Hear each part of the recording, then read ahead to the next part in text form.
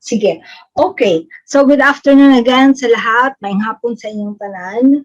I'm Carol Peteros. I was introduced this morning. Sa lahat, hindi pala kayo maka-attend.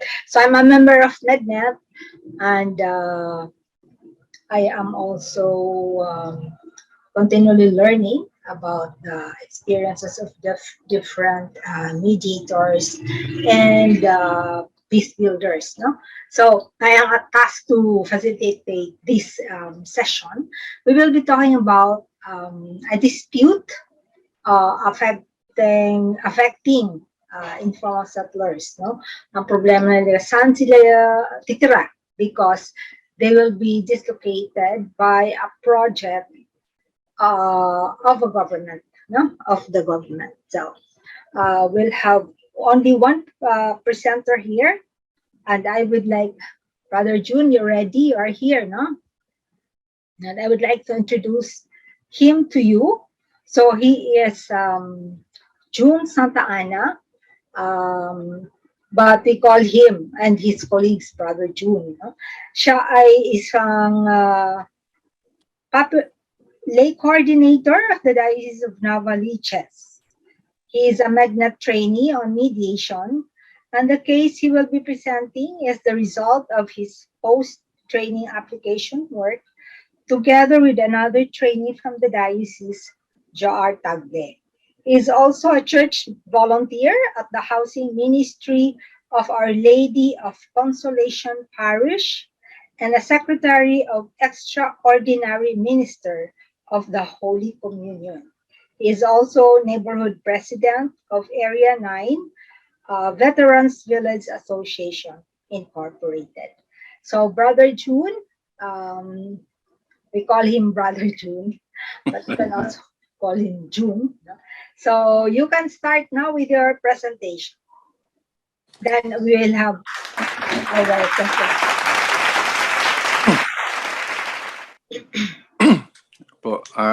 Good afternoon. Thank you po sa introduction and parang ano no mabait no pero hindi.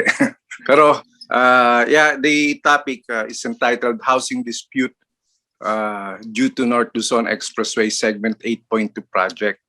And this is also connected with the build project of the past administration, and it will show us how it is affecting the lives of the a certain number of community. It is also a proof that the need for mediator is important in a big undertaking like this from the government. Next slide, please.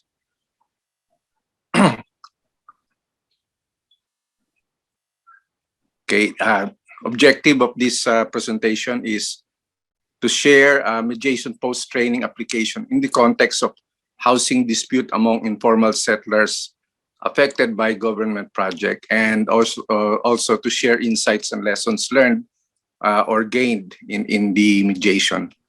Next slide, please. Okay.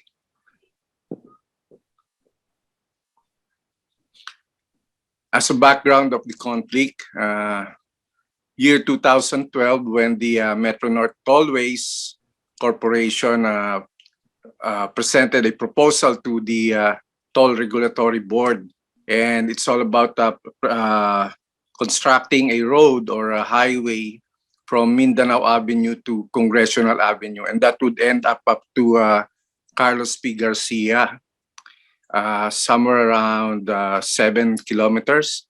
And between 2013 to 2014, as it was approved by the Toll Regulatory Board, the presentation or a series of roadshows were done to several government offices, which will be involved in the construction.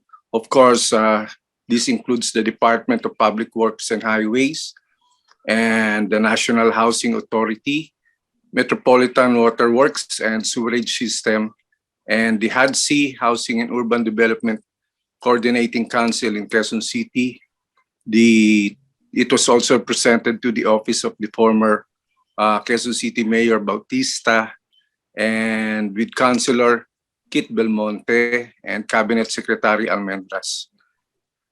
Year 2015, as a response by the LGU, Quezon City LGU, they created the Local Interagency Committee through Executive Order Number 9. And year 2016, the DPWH requested the assistance of the NHA to conduct census and tagging and to establish relocation sites for informal settlers. This tagging is actually tagging. You put a tag on the house of that will be demolished. Next slide, please. 2017 December, a memorandum of agreement was sent to DPWH, and this is to download 17 billion pesos for NHA to find the relocation site and build houses for the informal settler families or federations. And 2018 November, the Local Interagency Committee conducted series of community dialogues with ISF representatives for social preparation. 2018 December, the first tranche of the fund was downloaded to NHA, amounting to 1.775 billion. Year 2019, when some basic ecclesial community members whose most houses would be affected by the project asked assistance from the Diocese of Novaliches regarding NLEX Segment 8.2. As a response by the diocese, meetings were held, and this includes the BEC members or the basic ecclesial community members, and they called on the housing ministry heads from different parishes and informal settlers head with this is with the directive of Bishop Antonio Tobias. Next slide, please. Still in 2019, from the meetings, the task force NLEX Segment 8.2 was formed, and that was also a time when the core group was created. And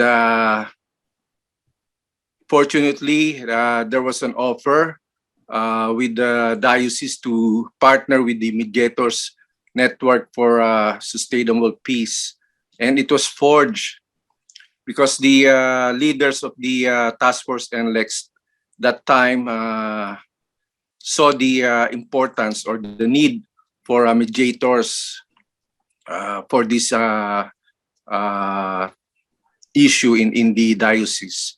So 2 members of the core group of the task force NLEX were chosen to undergo the training on mediation, which started on February 2020 and was completed last January 2021. And that was me and Jaar Tagle. Next slide, please. Okay. Since we were already trained and we were assigned to do the conflict mapping on the situation, and the findings were first is several affected have no knowledge of the project. A lot of people, when we ask them through surveys, they don't even know the project. And there's a lack of information regarding several issues. First is the commencement of the project. There's no definite time when it will start. What would be offered to the affected? Would it be an in-city house or off-city? The list of affected was undefined. First, the LGU sent out an information to a drone. This is their findings from the drone survey. 49,000 households will be affected. Later on, the DPWH, year 2016, sent out an information that 28,917 would be affected. But later on, the NHA sent out an information that there'll be only 18,000 households, 18,160 households would be affected. Also, we found out that the entitlement and code of policy was not clear. In the code of policy, this will be used to know who would be the recipients of the housing. And then several associations were not represented in the LIAC. And accordingly, the election of representatives last October 19, 2018 was questionable. So the result also is there's a trust issue with LIAC. And information was gathered that informations were only confined to informal settler association within LIAC only. And interfederation issues between federation leaders and barangay officials were known through interviews. Next slide, please. Okay, also included in the findings, federations not within the LIAC still wants to be a part of the social preparation. And then several federation leaders and barangay officials have preconception with regards to the involvement of the Diocese of Novaliches. This is among the factor why we had some difficulty in doing interviews. And also the representative of the Diocese of Novaliches then was treated as observers only until year 2021. Next slide, please.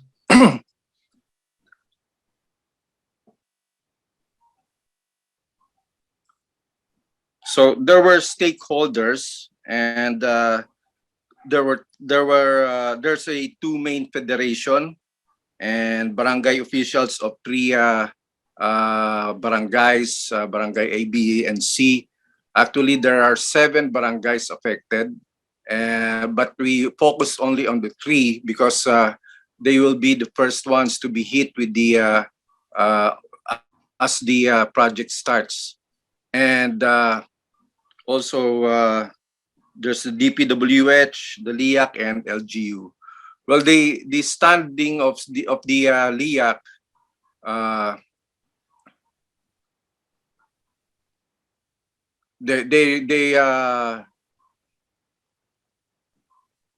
the standing of the federations within the LIAC is for in-city, and the federations outside the LIAC is for the federations within the LIAC, their stand was off-city, and for the federations not included in LIAC, their stand is for in-city. And the barangay officials of the 3 barangays that we've interviewed, their stand is there will be no demolition if there is no relocation. And also for LGU, they would want the fund to be transferred to the LGU. This is in favor of doing people's plan. Next slide, please. Okay. With the DPWH, they have a stand. They made it last December 2020. The LIAC presented their entitlement, but it was disapproved. DPWH reason is that before they approve the entitlement, their mandate should be amended. And that's for the officials' safety. And also their concern is much on the timeline of the project. And the project should be finished by 2023. With the LIAC,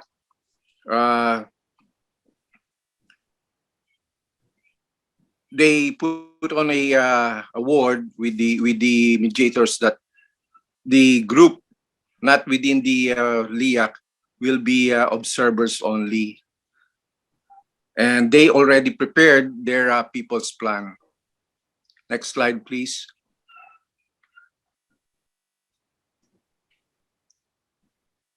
The steps that we use with the conflict mapping, we've gathered data during the Task Force NLEX meeting, and we've used it also. And with the meetings, it was headed by Bishop Antonio Tobias, and it included the LIAC and other affected organizations. Also, we use the data from Pulsuan. It's a meeting actually spearheaded by the diocese together with the 7 parishes. And then we also use secondary sources and video clips. And with the key informant interview, we chose the leaders and several barangay leaders. And also we did focus group discussion for the members of the organizations.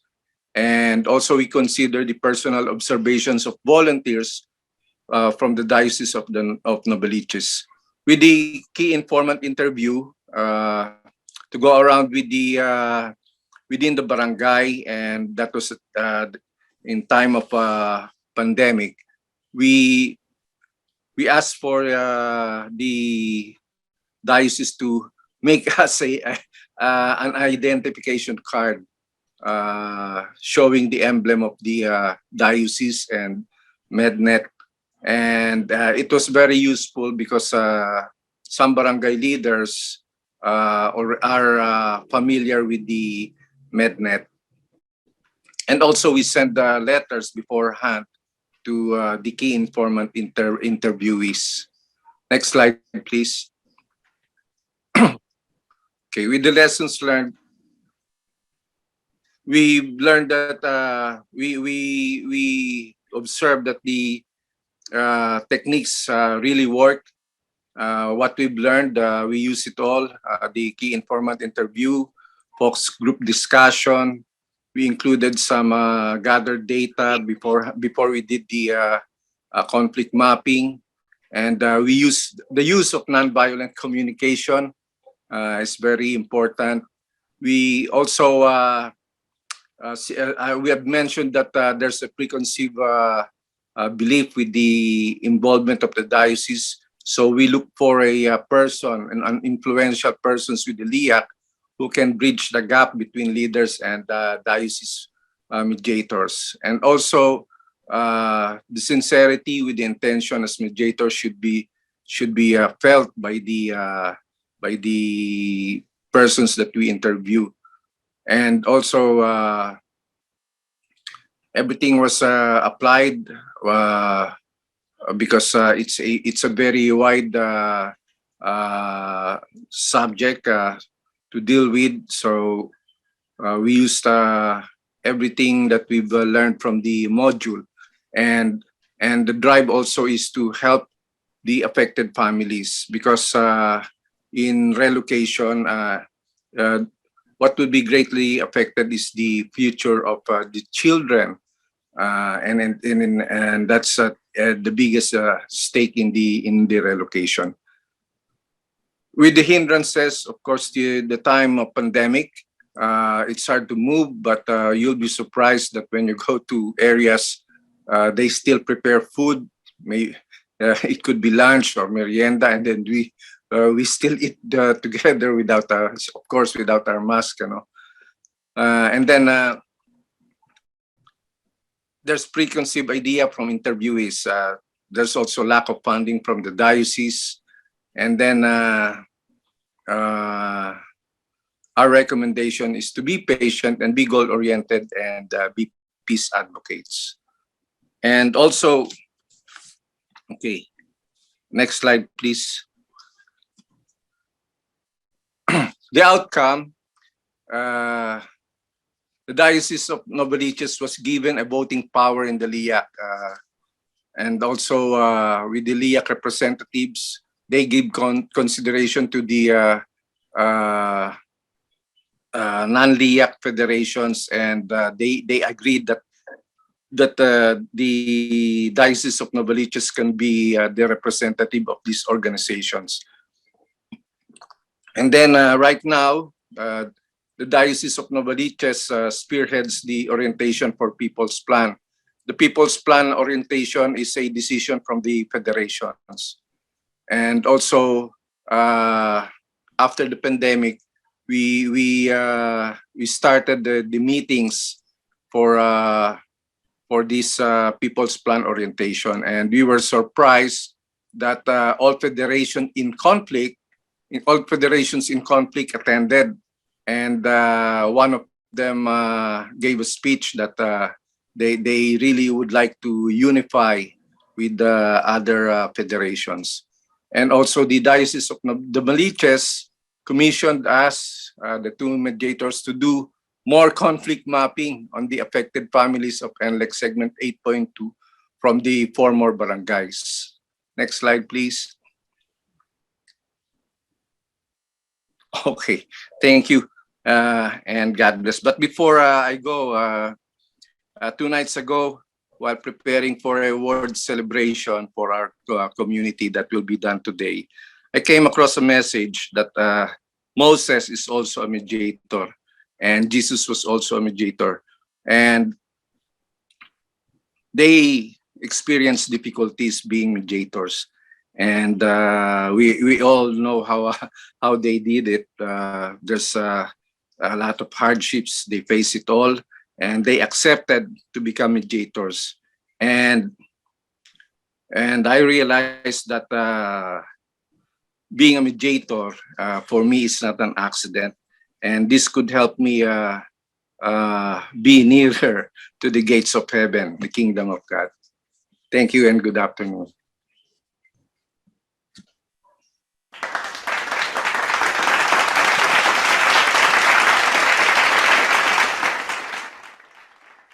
Thank you, Brother June, for ending that with the biblical reflection.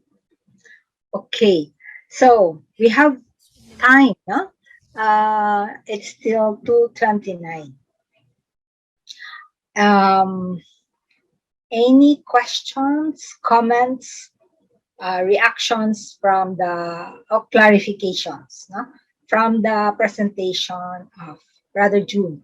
Pag makita nyo sa presentation, ang 30 minutes, cutting 30 minutes of travel time requires the demolition and relocation of, if we use the current data of NHA, 18,000 informal settler families.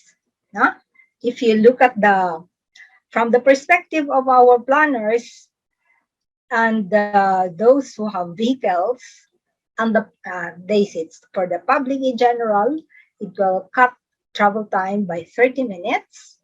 If we finish the North Luzon Expressway 8.2, segment 8.2, it will cut travel time by 30 minutes.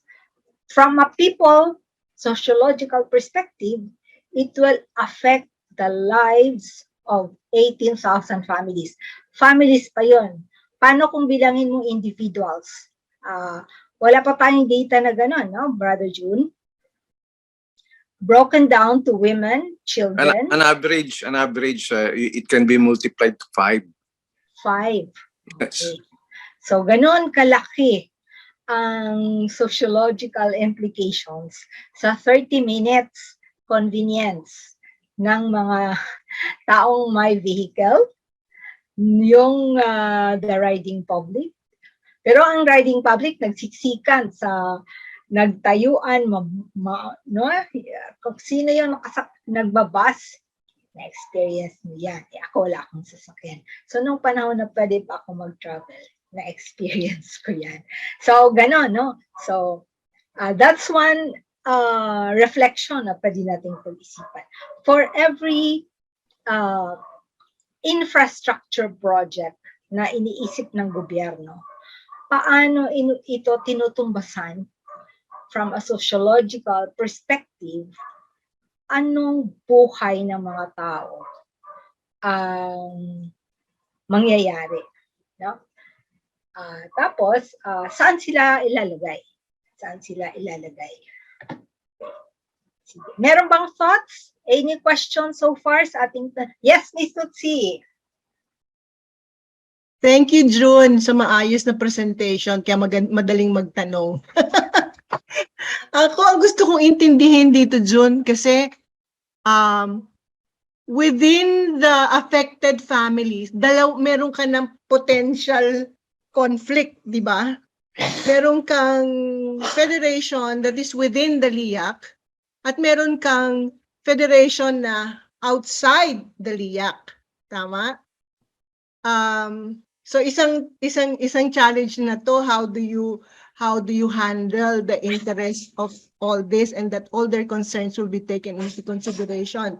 But I understand from your presentation that the diocese will serve as the voice of those outside the LIAC. Tama ba ako? Tango lang. Yun. Correct So, po. tapos, ang naano pa ako, magkaiba yung position, no?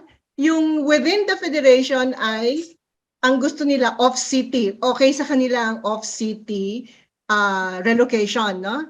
O off-site, no? Off-site housing. Yung outside the LIAC, yung hindi kasama dun sa LIAC, hindi represented, sila yung gusto ay in-city o on-site, no? On-site housing. And so how will this be considered in the people's plan? Who are involved in the people's plan? Is there a group knowledgeable about settlements, no, on how to develop the housing project, no, proposed? Thank you. The federations within the outside the LIAC, after all our meetings, they considered learning about the people's plan, and fortunately I was able to attend a project, a seminar by Tampei. If you've heard about Tampei, it's a group that advocates on people's plan. But we really don't consider giving a seminar. It's just an orientation, and the hope is that the federations will do their own people's plan, and with the technical capability in doing people's plan, we will help them find the right persons to handle the people's plan per se, the actual people's plan. But the group within the LIAC, they already said that they already have a people's plan. So the first complaint that we have is that there was no information about the project, and after digging more, we found out that there's several issues within the leaders. That's why there's a point of excluding. We exclude this group because they're not with us. So that's where the conflict arose. So we aim to bridge the gap, to bring in the people outside of LIAC into the LIAC, but somehow the government agency handling this said that all the elections was done, so they cannot be included anymore. So we somehow agreed with this person that we talked with, an influential person with LIAC.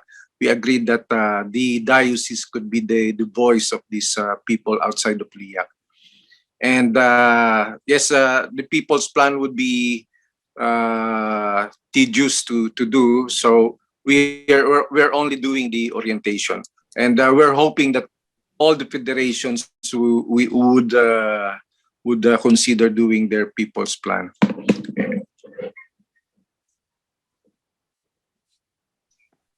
Yes. Please Yung unmute. follow up, paano? Oo. Ako dyan kasi very apprehensive din sa position ng dalawa and how the people's plan would progress. Nasimula na ba yung development of the people's plan? Kasi if I understand it right, LGU led ito, tama? Uh, the LGU also started their own orientation of the People's Plan. Oo. This is different with the LGU activity. Oo. Pero kasi sabi ng LGU, ang gano nila is that the budget for the housing should go to the LGU since they already started. They have a people's plan. So ang understanding ko is they would like to show that the people's plan is a bottom up. I mean, it emanated from people's consultation, and that the concerns of the affected families will be considered in the development of the proposed settlement, di ba? Before the project starts, before the NLEX project starts. So, sa akin lang, ito yung sigurong dapat bantayan natin sa diocese, since sinasabi natin na the diocese is officially taking the position, or representing the interest of those set ISFs not part of the DIAC. So sa akin yun yung ano lang. Siguro marami tayo pwedeng pag-usapan after this, no, kasi meron akong outside information no. Who is interested in this, particularly they are involved in development of risk-sensitive shelter plan for informal settlers. So outside of this forum siguro, pero sa akin lang, for this group, for our isang conflict na to no, yung those implementing the project and the people affected. Meron na yung source of conflict, yung finding a common ground. Pero ang isa ditong nakikita ko kasi yung even among those affected, so I would like to see the numbers, no? How many among yung federations involved sa LIAC, pasok sa LIAC, how many families are involved, no? And how many families outside those represented in the LIAC ang affected? Kasi numbers game yan, ano mo yun? And tapos magkaiba yung interest nila, no? Yung position nila regarding the settlement project, the resettlement yan. Correct po. Last year, we tried on doing validation with the survey. The diocese tried doing a validation of the list with the organization. So we were cut with the pandemic, so we were cut on that activity. But some groups continued on. But yun nga, they have conflicts with the barangay, so the barangay leaders stopped the validation because yun nga, there's conflict. So they give other reasons. Why are you doing that? We have the NHA doing that. So we were informed that they were stopped by some barangay officials, and there are accusations that tumatawid na sila. They don't belong to that.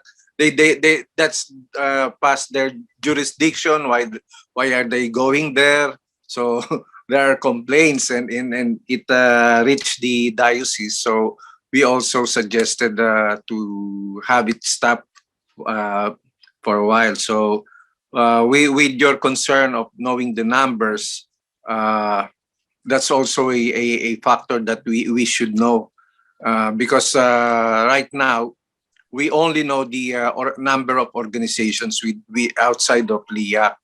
Within the LIAC, we don't have records yet. We don't have records yet. Sige. Sino po, tanong niya to, June, ano po ang key indicator nyo na lahat ng stakeholders ay merong sure commitment sa outcome ng negotiations.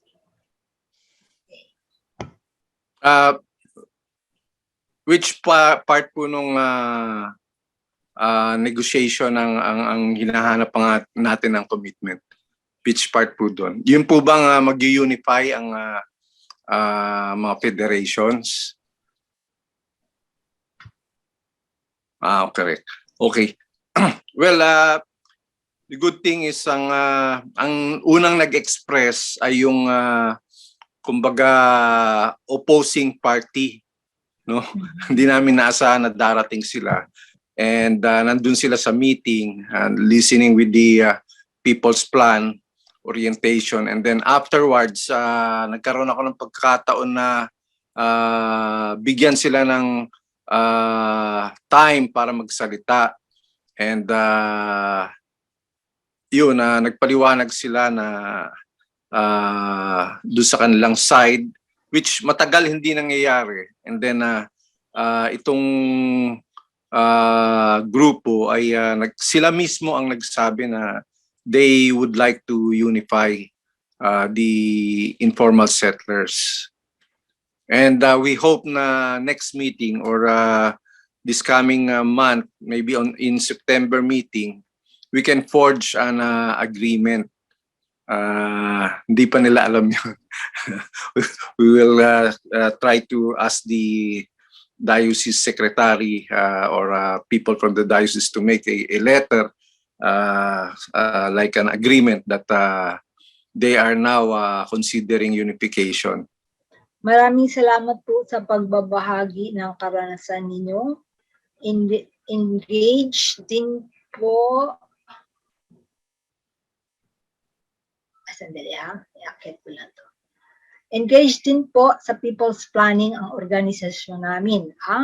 Kaya gusto ko po sanang itanong kung ano po ang extent ng suporta, kung meron man, na binibigay ng LGU para sa pagbuo ng People's Plan ng Federation na hindi kasama sa IAC. Kuha mga tanong, Brother John, no? Opo. Okay. Right now, wala pa naman silang invitation with the federations outside of LIAC. So, malalaman namin yun. But apparently, nagkaroon na ng introduction ang LGU.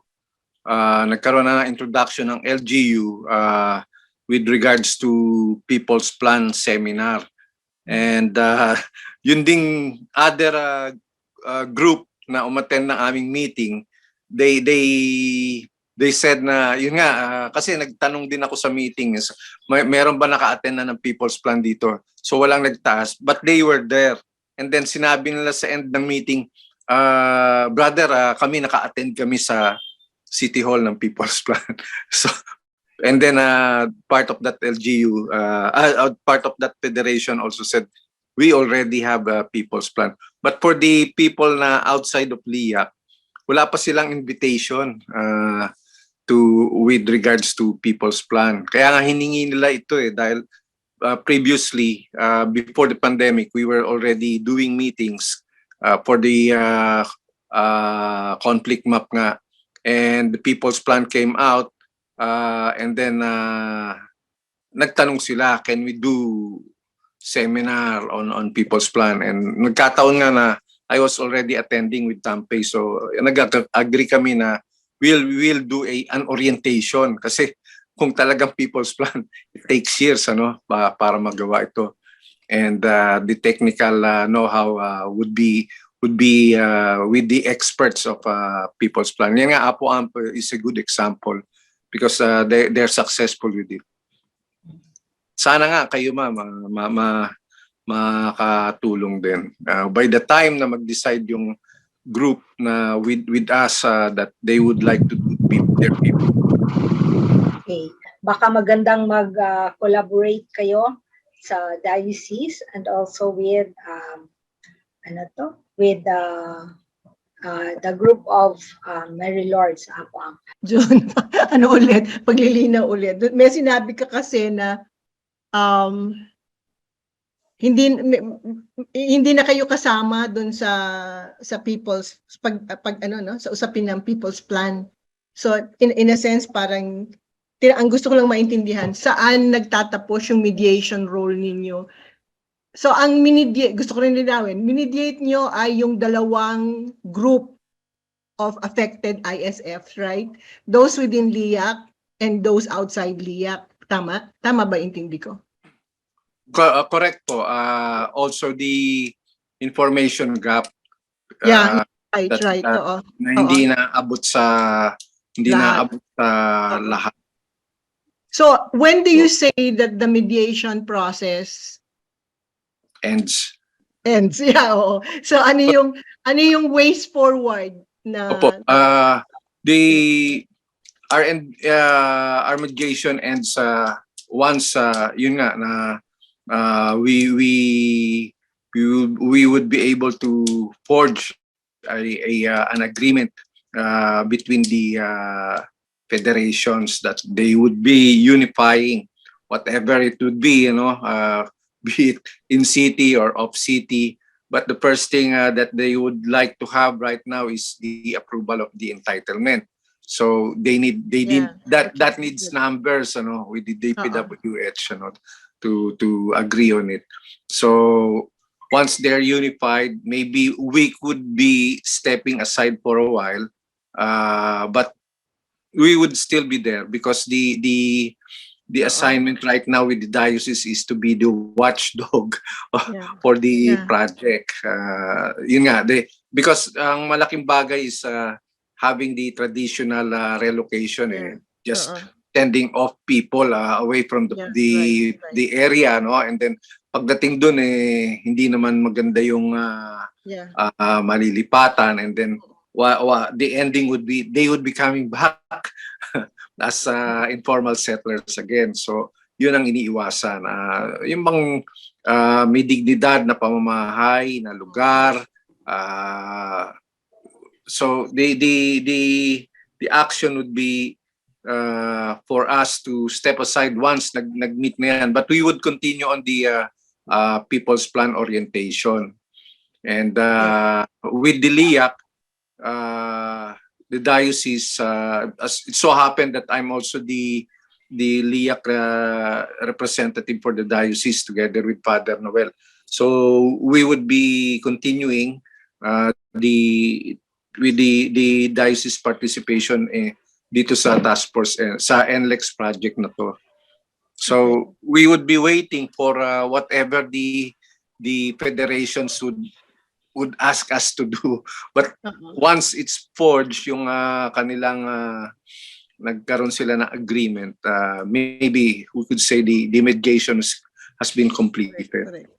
So in essence, ang gusto natin, dalhin nung federation within, at yung recognized federation within LIAC, yung interest nung those outside, no? Or not included in the LIAC. Pero yung role nyo kasi within LIAC, sabi mo sa report mo, is as observers, no voting power. So could that possibly change? Yun nga pong isang accomplishment din ng group. From no voting power, because of continued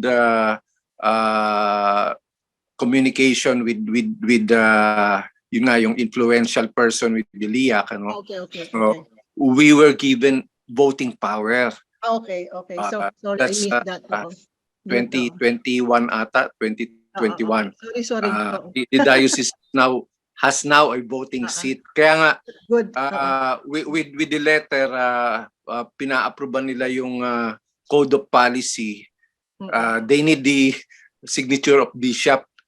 So pinadala, and they were calling me kung pwede na makipag-meeting kay bishop, ganun, kasi they need the signature of bishop do sa code of policy. We have the voting seat already. Kaya lang, one lang yon. Yung other federations, wala, sayang. It should be there. Kaya lang, Pero we were advised talaga na hindi na pwedeng baguhin yung representatives of federations.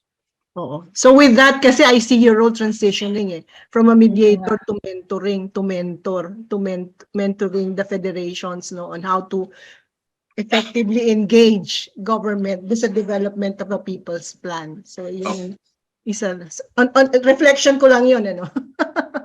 Oo, isang Correct po. challenge yun. Oo. Yeah. Tama po yun. And that goes with my kasama, no, si Jaar. Yan, matiyagayan magpunta ng mga delivering letters and organizing. Jar, oo. Opo. Would like to meet you as well, Jar.